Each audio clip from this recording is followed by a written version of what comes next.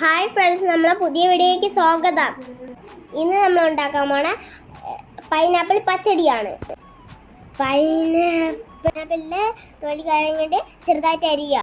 പച്ചമുളക്, കരിവേപ്പില, ഉപ്പ്, ഒരു ഗ്ലാസ് വെള്ളം ഒഴിച്ച് വേവിക്കാൻ വയ്ക്കുക. നമുക്കിനി ആവശ്യമായ അരിപ്പ് തയ്യാറാക്കാം.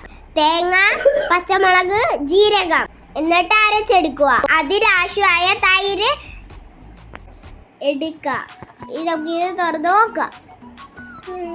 വെന്ത് കഴിഞ്ഞാൽ അരിപ്പ് ചേർക്കുക. എന്നിട്ട് ഇളക്കി കൊടുക്കുക.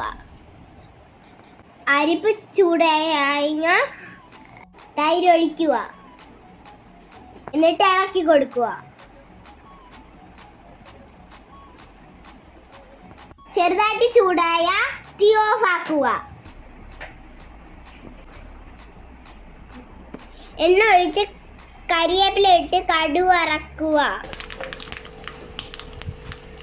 എന്നിട്ട് പച്ചടിയിൽ ഒഴിക്കുക. നമ്മളുടെ പൈനാപ്പിൾ പച്ചടി തയ്യാർ. വീഡിയോ ഇഷ്ടപ്പെട്ടാൽ ലൈക്ക്, സബ്സ്ക്രൈബ് ചെയ്യാൻ മറക്കല്ലേ കൂട്ടുകാരെ. Tata, bye bye.